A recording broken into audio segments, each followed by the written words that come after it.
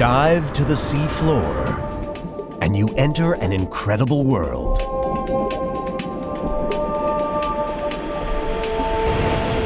It's home to vast volcanoes, temperatures hot enough to melt lead, the longest living animals on the planet, and undersea earthquakes so powerful they send deadly waves smashing into land thousands of miles away.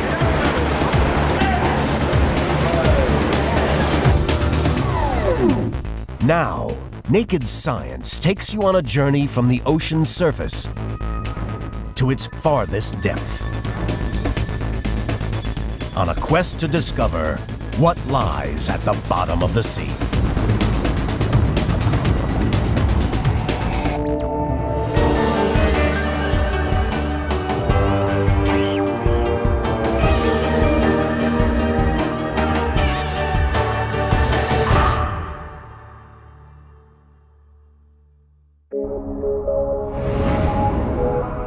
The Earth. The oceans dominate our planet. Nearly 2/3 of the Earth's surface is covered by seawater. 140 million square miles. 353 trillion gallons of water. But if we drain all this water, an astonishing landscape appears. As many as 100,000 volcanoes, called seamounts, the longest mountain range on the planet, and 22 deep ocean trenches. Some plunge deeper than Mount Everest is high. The ocean floor is one of the most geologically active regions on the planet. To understand what creates it, we must dive to the very bottom of the sea. From the ocean's surface to its deepest depth is a distance of 7 miles. That may not seem so far, but getting down there is a challenging and treacherous business. More people have traveled to the moon than have ever ventured to the deep ocean. The ocean should scare you. The ocean should scare everybody. The pressures are intense, 4,000 to 5,000 pounds per square inch. Which is why it's one of the last great unexplored frontiers on Earth. To get an idea of the true scale of the deep, imagine a diver swimming all the way down to the ocean's greatest depth. We're going to follow her on her imaginary journey to the bottom of the sea. It will take us to some of the most extraordinary features on Earth. The shelves, ridges, plains, and trenches of the ocean. Culminating in the deepest point of all, 7 miles below the surface. It's an impossible journey, but if you could make it, what landscapes would you pass on the way? What would this strange underwater world look like? Our first destination, not far below the surface, is the continental shelf. Surrounding nearly all continents, the continental shelf is a shallow ledge that stretches on average 50 miles out to sea. It's not very deep. On average, it lies just 440 feet below the surface. Build the Empire State Building here, and the top half would stick out of the water. But it contains a stunning landscape. Giant ravines pierce the shelf, and they're huge. Many, like the Monterey Canyon off the coast of California, are as deep and as wide as the Grand Canyon. Most are created in the last ice age. 20,000 years ago, water freezes into polar ice sheets several miles thick. As water becomes locked up in ice, the sea level around the world drops as much as 400 feet. The continental shelf becomes dry land on the edge of the continent. Rivers that once flowed gently to the sea now have to drop an extra 400 feet.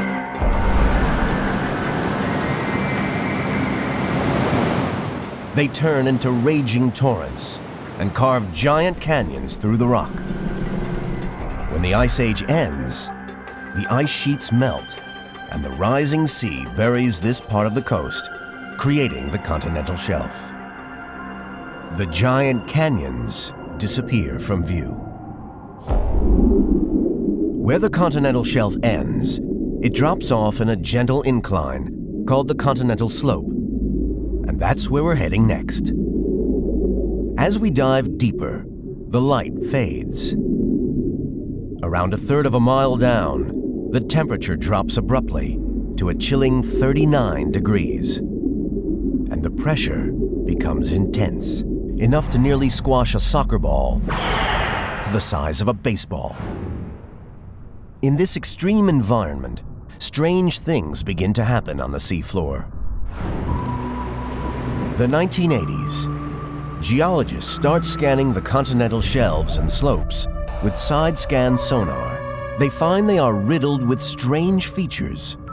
Giant craters thought to form when gas suddenly escapes from the seafloor. Some people even speculate that escaping gas could sink ships and may explain the mysteries of the Bermuda Triangle. Gas escapes are certainly dangerous.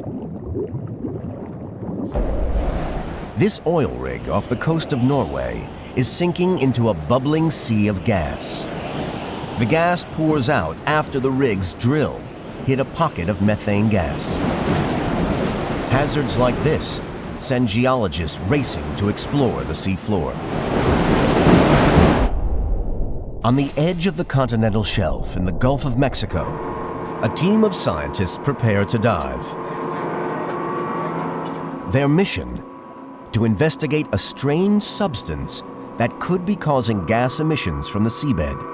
Protected inside the 5-inch thick acrylic sphere of the Johnson Sea Link submarine, they plunge to the continental slope. 1,800 feet down, they find what they're looking for: a mound of a yellowish-white icy substance called methane hydrate. It forms under intense pressure at depths greater than 1,000 feet, and it contains gas. At Heriot-Watt University in Scotland, geologist Ross Anderson studies methane hydrate. Although methane hydrate is mainly made of water, it contains a lot of methane, as Ross Anderson is about to demonstrate. This gas burns, but don't try this at home. It's actually slightly warm, but the cold water, as it melts, is cooling my hand. So right underneath it, it feels very cold, in fact. But I can feel the warmth of the flames where my hand is dry. Methane hydrate holds so much gas that every cubic inch of ice releases 160 cubic inches of methane. Deep down on the continental slope, the gas is normally safely locked up in the methane hydrate. But if the temperature or pressure change, the hydrate can melt and the gas escapes. Its sudden release can cause blowout craters. But some people think it could do far worse. Research suggests it could sink a ship. At Monash University in Australia, physicists carry out an experiment in a test tank. They launch a bubble at a scale model boat. If the boat's in the wrong place at the wrong time, it sinks again and again. No one has ever reported a ship sunk by a gas bubble, but some people think methane hydrate might explain the disappearance of ships in the Bermuda Triangle. And methane hydrate is grabbing attention for another reason. Around the world, it's estimated there are up to 400 million trillion cubic feet of methane hydrate buried in the continental shelves and elsewhere in the ocean. By some estimates, that's more than twice as much energy as all the world's oil, gas, and coal reserves. It's difficult to extract, but this strange substance could be the fuel source for the future. The complex geology of the continental slope produces some of the weirdest features on our planet. 2,000 feet down, in the midst of the barren sea floor, the Johnson Sea Link submarine finds something that seems to upturn the laws of physics. A pond of water with ripples on its surface. Biologist Chuck Fisher of Penn State University studies this strange underwater lake known as a brine pool. Coming up on the brine pool in the Gulf of Mexico is a fantastic experience because here you are on the seafloor in a submarine, very aware that you're on the bottom of the ocean, and all of a sudden you come upon a lake. Salt solution or brine seeping from nearby rocks fills the crater. The brine is 5 times saltier than the surrounding seawater, and so is dense enough to sit in the crater and form an underwater pool. Brine is so dense, the submarine floats on the surface of the brine pool. Little ripples go off from the side, and the animals around the edges are bumping up and down. So it's a very surrealistic experience. Methane gas bubbles up through the water in the pool. High levels of it would kill most animals, but for the creatures that live here, it's the key to their survival. We know you can get energy from methane gas because we all use it to cook with on our gas stoves at home. But to have an animal that could harness that energy directly and grow with the help of bacteria was a unique thing. The thousands of mussels that live around the edge of the pond contain bacteria that consume the gas and turn it into food. You might expect that life would struggle to survive in this environment, so hostile to humans. Yet a host of strange creatures thrive on the gases that seep out of the continental slope. Perhaps the best evidence that it's a healthy place to live comes from one of the strangest creatures of all, tube worms. They grow over 6 feet long. Scientists marvel at their size and are astonished when they figure out their age. They determine how old they are by measuring how fast they grow. They first stain the tops of the worms blue. Then, over a year later, they return and measure the white new growth at the tip of the tube. They find that the longest worms grow less than 1/4 of an inch per year. They are believed to be the longest living animals on the planet. Suddenly we find these seep tube worms are not only growing slowly, but in fact we now know that they can live at least 200 or 300 years and probably much longer. When we first discovered this, no one in the scientific community believed us. It took us several years to convince them. Some of these worms started growing 250 years ago, before the American Revolution. They're evidence that life can flourish at extreme depths. But conditions are about to get much more hostile. As we continue our journey to the bottom of the ocean, we're about to encounter the largest single volcanic feature on the planet. A fiery inferno that circles the globe.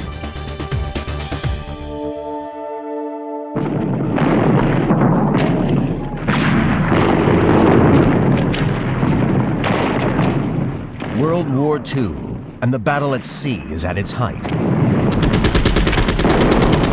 In the hunt to find enemy submarines, sonar is fitted to Navy ships.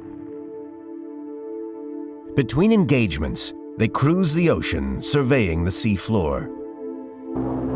The information remains classified for years, but in 1977, cartographer Marie Tharp and geologist Bruce Hazen combine the World War II echo soundings with new data and create the first map of the world's seafloor. This map is the first to reveal the largest single volcanic feature on the planet, the Mid-Ocean Ridge. It rises 12,000 feet from the bottom of the sea, wraps around the Earth like the seam on a baseball, and stretches for almost 40,000 miles. It's 4 times the length of the Andes, Rockies, and Himalaya mountains combined. The Mid-Ocean Ridge is the next stop on our divers' imaginary journey to the bottom of the ocean. It lies 1.5 miles below the waves. No light reaches here from the surface. The temperature is teeth-chatteringly cold. It's a formidable environment.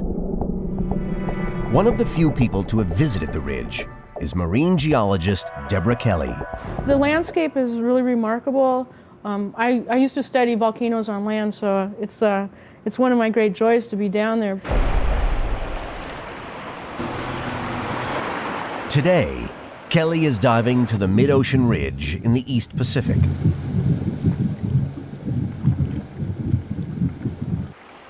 As she begins the journey to the sea floor, the crew turn off the submersible lights to conserve energy. For the 1.5-hour descent, their only companions are ghostly creatures. When you're going through the water column, there's a lot of organisms in the water that are bioluminescent.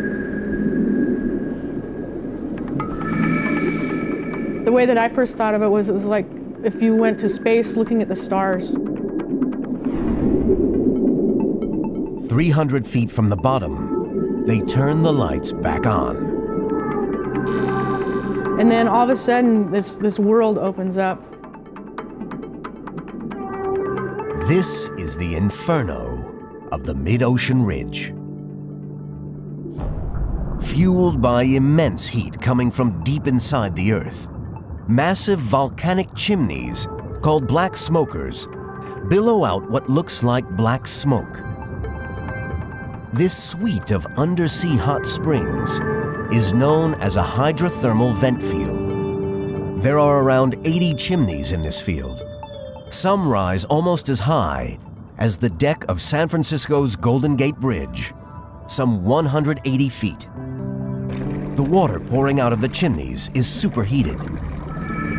The crushing pressure of 1.5 miles of ocean means the water doesn't boil, but stays liquid even though its temperature reaches 750 degrees Fahrenheit. It's not only hot, it's acidic. How do you sample a fluid that's 400 degrees C? Any aluminum will dissolve in a day. Anything that's made out of quartz will dissolve. Lead will melt. The smokers are black because the hot liquid contains minerals such as metal sulfide.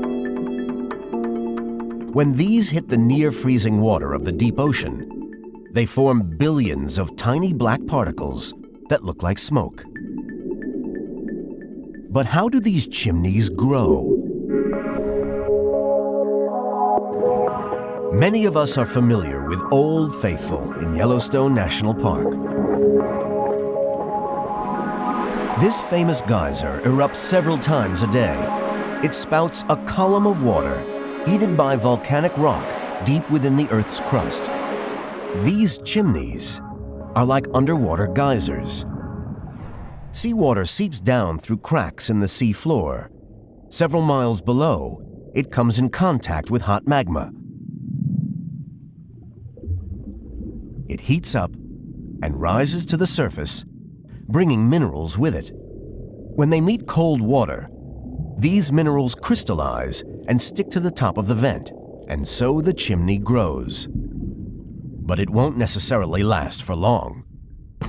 In 1 year, 12,000 earthquakes rocked this part of the Juan de Fuca Ridge, a sign of the volcanic activity deep below. Most are small, but some have the power to knock down chimneys. Just how fast these chimneys could grow back is revealed when Kelly and her team decide to cut the top off a black smoker. The crew rig a robotic submersible armed with a chainsaw. The submersible lowers a cage onto the top of the chimney, secures it with wire, and the sawing begins.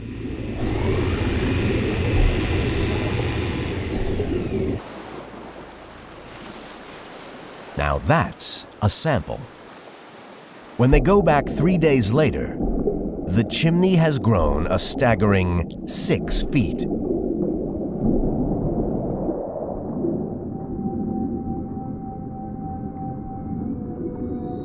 To us, the collection of chemicals spewed out by the vents would be deadly. But for the right kind of creatures, the vents are an oasis in a desert.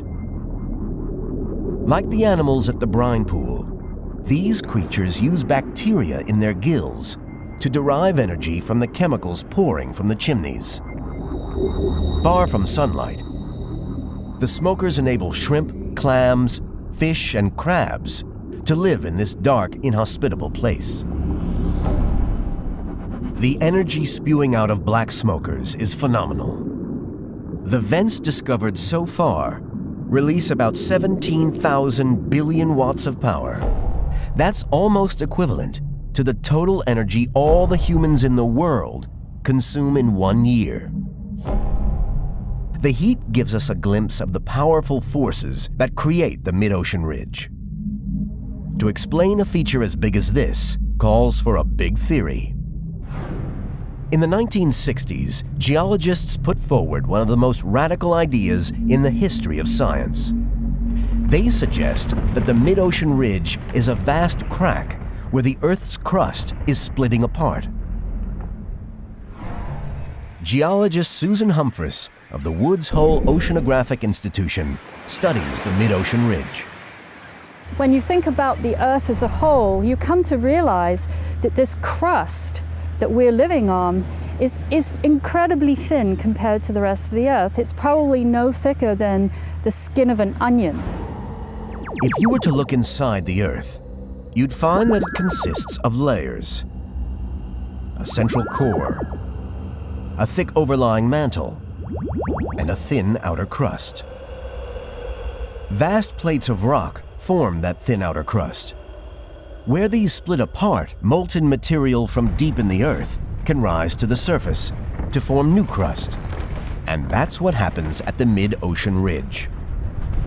It's like a giant, never-healing scar that is constantly oozing new material, creating new seafloor that travels away from the ridge. As the new ocean floor moves away from the hot center of the ridge, it cools. But it's not inactive. Scientists recently discovered that it can still change in a dramatic and unexpected way. December 2000, a group of geologists are on a research cruise studying the mid-Atlantic ridge. Their target location is an underwater mountain range on the edge of the ridge, 1,500 miles east of Florida. Half a mile down, their remote underwater camera captures a forest of stunning white towers of rock, resembling stalagmites. It's a completely new kind of underwater hot spring. They name it Lost City. There are more than 30 chimneys in this field. The tallest rises an impressive 197 feet, over 40 feet higher than the Statue of Liberty. Unlike the black smokers, the heat source for the vents at Lost City isn't volcanic activity. It's a chemical reaction. When water seeps into cracks within the huge mountain, it reacts with chemicals in the rock to produce heat. Just through these chemical reactions, it's giving off enough heat to keep this hydrothermal field going for several thousands of years. So this is a normal hand warmer, just like you'd take camping with you. And what we're going to do is flex this little disc here.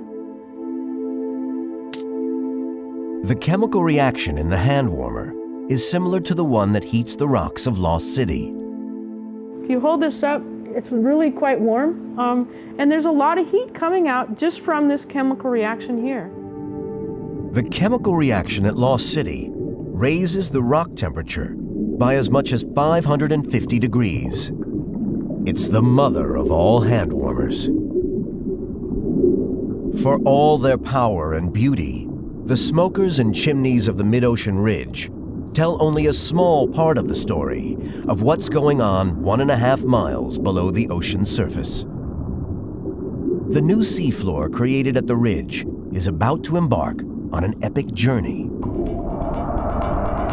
Over millions of years, it will travel thousands of miles like a giant conveyor belt, then descend at deep-sea trenches back into the Earth's mantle.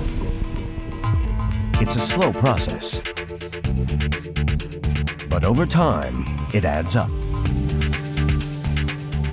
The mid-ocean ridges add almost 1 square mile of new crust to the ocean floor every year.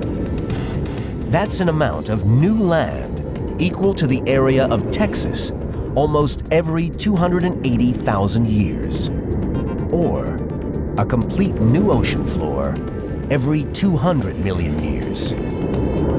To follow the journey of the seafloor as it moves away from the mid-ocean ridge, we must dive deeper.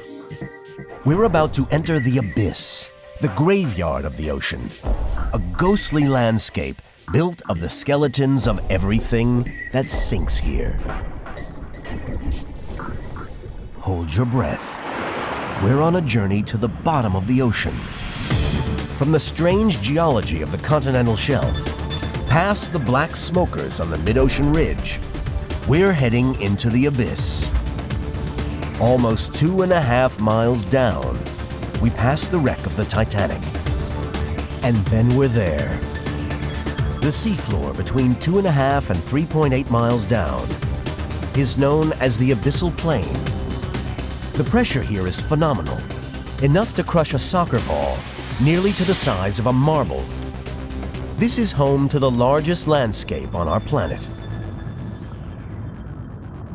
Put together, the abyssal plains make up more than 60% of the Earth's surface. This is the graveyard of the ocean. No sunlight penetrates this deep, but everything that sinks in the sea above comes to rest here. Ships, sea creatures,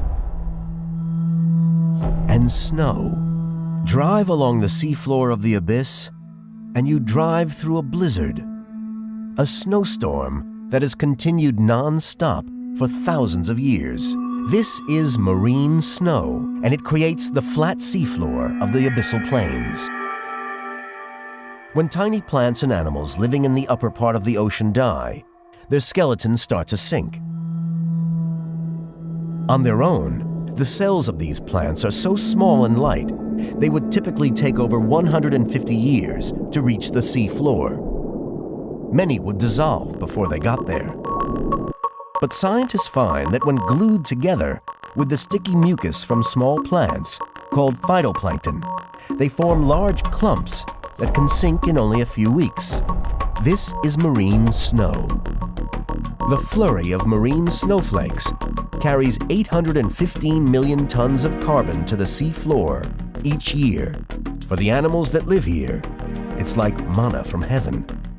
They rely on it for food. Over thousands of years, marine snow and other sediment build up into a thick layer. When geologists drill through the sea floor in the abyssal plains, they have to drill through several hundred feet of sediment before they hit bedrock. They bring up core after core of gas-oozing mud, the remains of marine snow and other detritus. From top to bottom, the core of sediment from the deepest drill hole stretches for 3 miles. That's 11 times the height of the Empire State Building. Down here, wrecks of Spanish galleons and other sunken ships take thousands of years to disintegrate. But they're not the only things decaying on the seafloor. Whales live in the top mile of ocean. But when they die, their bodies will usually sink. 69,000 whales die every year. The vast majority sink to the abyssal plain. A team of scientists from Monterey Bay Aquarium Research Institute are investigating what happens to these whale carcasses as they decay. Today, they are paying a visit to a dead young blue whale. They're hoping that its remains, lying off the coast of California, will yield new information about life in the deep ocean. The ship's high-tech robotic submersible will act as their eyes and arms in the deep sea. It launches through an opening in the ship's hull.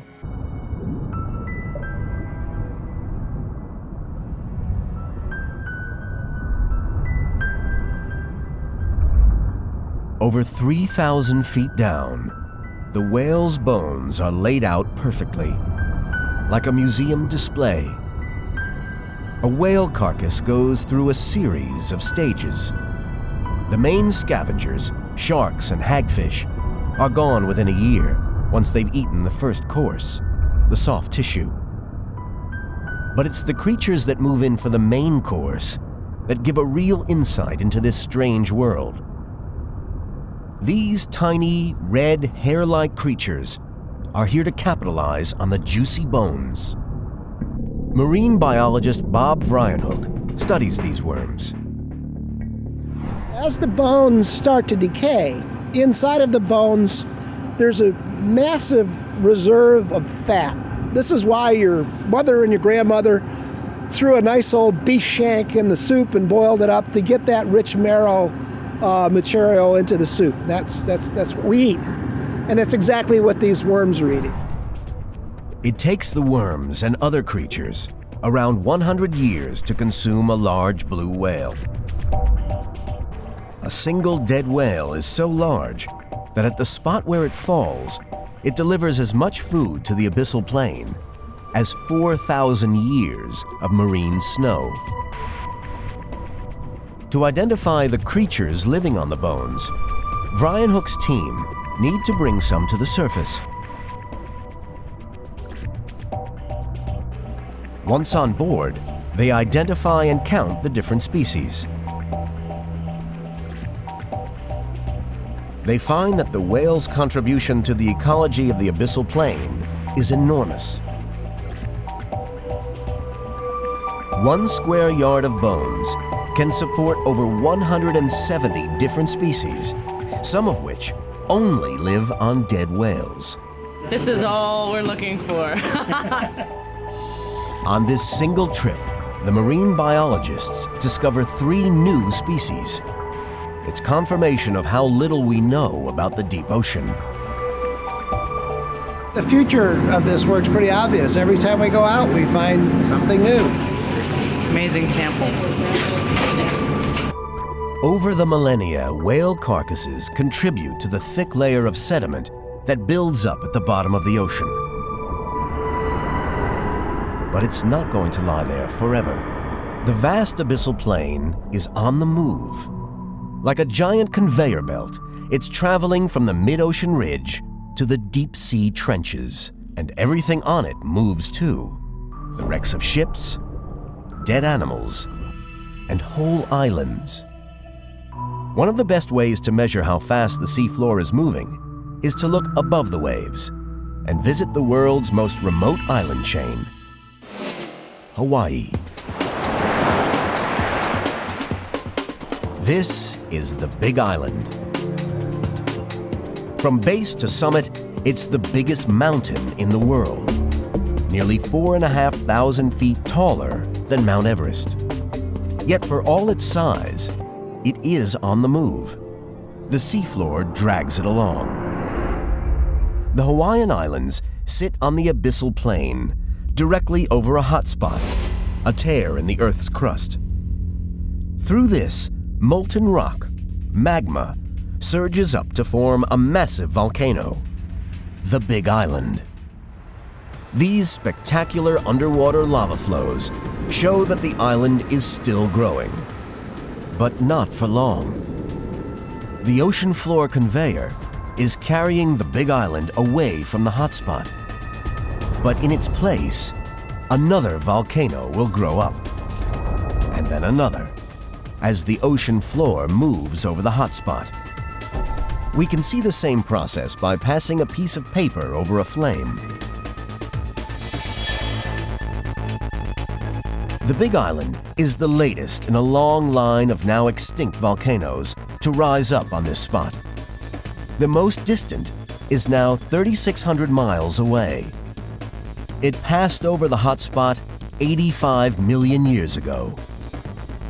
This means that the sea floor on which Hawaii sits is moving at an average speed of 3 inches per year. If Hawaii carries on moving at the same speed and in the same direction, in 64 million years, it will end up somewhere off the east coast of Russia.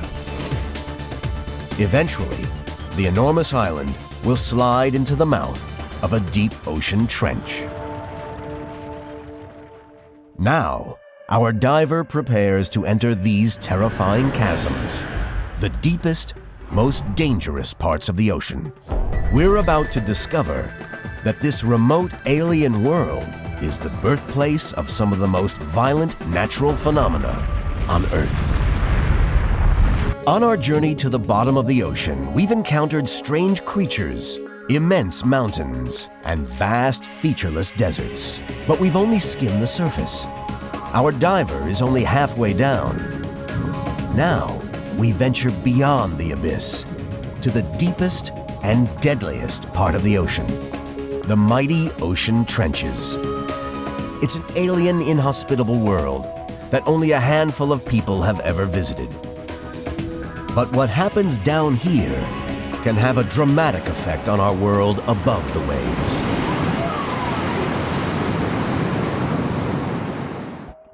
"3.7 miles down, the ocean floor drops away. We're staring into what seems like a bottomless pit.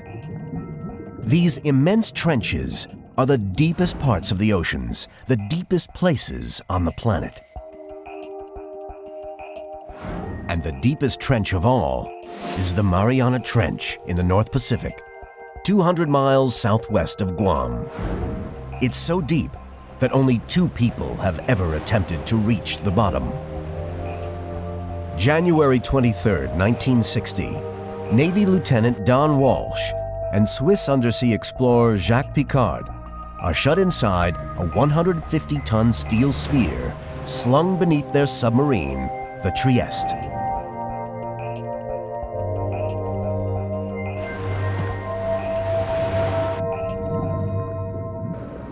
They dive beneath the waves and begin their journey into the Mariana Trench. It will take them 5 hours to reach the bottom.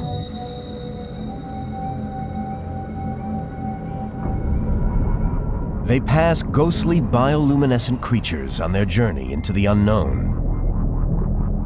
At 20,000 feet, one of the thick glass windows cracks.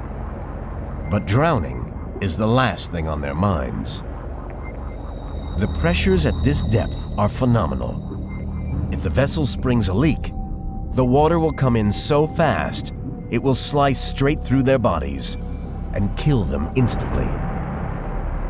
5 hours after setting out, the Trieste lands with a bump at the bottom of the Mariana Trench.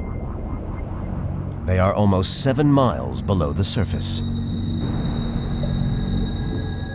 At first, there's no sign of life. But then there's a fleeting glimpse of a fish. It seems that even in these extremes, life can survive. But for the men, the hostile conditions make this a brief stay. After just 20 minutes, they return to the surface. Since then, over 400 people have traveled into space, but Walsh and Piccard remain the only 2 who have ever been to the ocean's greatest depth. The mission gives us an insight into the powerful forces that shape our planet. Because the process that created this trench also creates some of the most violent natural phenomena on Earth. The idyllic Caribbean island of Montserrat, home to 11,000 people and a popular vacation destination. June 25th, 1997. A plume of ash spews from the top of the island's highest mountain. Deadly avalanches of hot ash and rock force residents and tourists to flee. 19 people are killed. The Paradise Island is now a hell on Earth. It's a disaster from which it will struggle to recover. Volcanic activity means the seafloor is on the move. But unlike Hawaii, Montserrat is not a hotspot. The events of June 1997 are the result of a cataclysmic confrontation that takes place at the very bottom of the ocean's deep trenches. Montserrat lies on the edge of the Puerto Rico Trench, the longest, deepest trench in the Atlantic Ocean. The island owes its existence and its violent nature to the Earth's conveyor belt system. The mid-ocean ridge pushes the North American plate toward the Caribbean plate. When they meet, something's got to give. A process called subduction forces the North American plate down toward the Earth's core. As the plate descends deep into the Earth, it encounters intense heat and pressure. The pressure squeezes water out of the sediment carried down with the plate.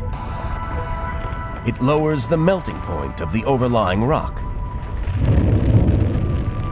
which melts into magma, forces its way to the surface, and erupts as a volcano. Over millions of years, ash and lava pile up on the sea floor. Eventually, they break the surface to create volcanic islands like Montserrat. But for every volcano above the waves, there are at least 2 others hidden beneath them. 70% of the world's volcanoes are underwater. The Pacific Ocean has the largest concentration of underwater volcanoes, many in a 25,000-mile ring of fire that stretches around the ocean's edge. Today, Montserrat's volcano continues to erupt.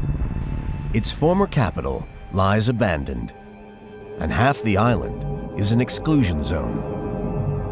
The process of subduction that created the island and now threatens to destroy it never stops.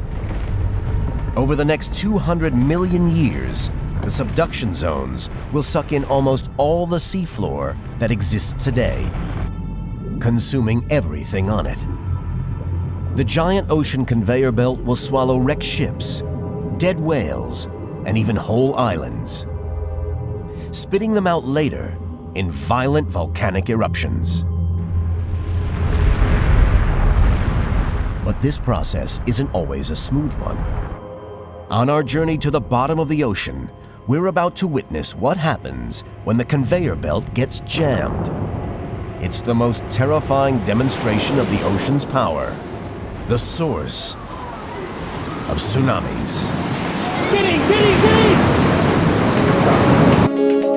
On our journey to discover what lies at the bottom of the sea, we're in the deepest part of the ocean, the deep ocean trenches. It's 7 miles down, as far below the waves as a jet plane flies above them. The ocean floor, born in the furious heat of the mid-ocean ridge, carried by the seafloor conveyor thousands of miles across the face of the Earth to meet its end in a deep ocean trench. Joined end to end, the ocean trenches stretch for at least 6,000 miles. Almost every 4 million years, they swallow up an area of seafloor the size of the United States. But the seafloor doesn't go quietly. Its end is one of nature's most violent processes, an event so powerful it can be felt thousands of miles away. December 26, 2004. Another perfect day dawns on the beaches of the Indian Ocean. But hundreds of miles out to sea, deep beneath the surface, the giant ocean conveyor belt is about to unleash its awesome power. The deep Java Trench. Here, friction stops the India plate from moving smoothly beneath the Burma plate. Tension has been building between them for centuries. Now, it's about to give. All the elements are in place to create a megaquake. One so large, it will trigger a monster wave, a tsunami. Jose Barrero from the University of Southern California Tsunami Research Group studies the forces that create these killer waves. The key components for a killer tsunami are a huge earthquake, deep water, and lots of motion on the seafloor. To trigger a tsunami, scientists think the earthquake has to be enormous, at least a 7 on the Richter scale. The bigger the earthquake, the bigger the tsunami wave is going to be. 7:58 a.m., December 26, 2004. The Burma Plate suddenly lurches 50 feet upward. Tension that has built up over centuries releases in seconds. Along 750 miles of subduction zone, the seafloor rears up. It triggers an enormous earthquake, 9 on the Richter scale. Estimates put the energy released as equivalent to 100 gigatons of TNT. That's more than 6 million Hiroshima atomic bombs. The violent movement pushes 7 cubic miles of water upward. This displaces the water at the surface and forces it out away from the earthquake's epicenter. A massive wall of water surges outward at the speed of a jet aircraft. It will reach these tranquil beaches in less than 1 hour. In deep water, a tsunami can travel at 500 miles per hour. But as it reaches shallower water, the wave slows down. This slowing down is what makes the tsunamis actually more deadly, because as the front end of the wave slows down, the back end of the wave is still coming in, and it's like a gigantic train wreck. The front end stops and the back of the wave piles into it, and you've got this massive increase in water level, and the sea level rises and destroys everything on the shore. Just 15 minutes after the earthquake, the tsunami wave hits the Indonesian coast. Within 2 hours, it reaches Thailand and Sri Lanka. In 8 hours, it reaches Africa. It is the most devastating tsunami in recorded history. And one day, somewhere else on our planet, it will happen again. Because there are thousands of miles of unstable subduction zones along the seafloor. One of the most dangerously unstable is the Cascadia subduction zone, between the Juan de Fuca and North American plates. It's 680 miles long, 9,000 feet deep, and just 50 miles off the coast of North America. Along the sea floor, volcanoes rise up as the Juan de Fuca plate moves east. It's now on a collision course with the North American plate. Pressure is building. When it gives, scientists fear it will trigger a megaquake and one of the biggest natural disasters to ever hit America. A monstrous wall of water would take just half an hour to reach the west coast of America. The peaks on this model show the areas where the wave is predicted to be highest. Coastal communities would be obliterated. Thousands of lives could be lost. The next big quake will happen sometime in the next 300 years. It could even happen tomorrow. On the surface, the ocean is often calm, a place to relax. It's easy to forget about the powerful forces at work miles below. It's time for our diver to leave the deep behind. From the bottom of the deadliest, deepest trenches, across the vast abyssal plains, over the furious inferno of the mid-ocean ridge, to the strange underwater pools of the continental shelf, we've discovered a remote alien world that has a direct and dramatic effect on our life above the waves. So far, scientists have explored just 10% of the ocean's depths. Out there somewhere are bizarre new creatures and awesome natural wonders just waiting to be discovered in the vast hidden world of the deep.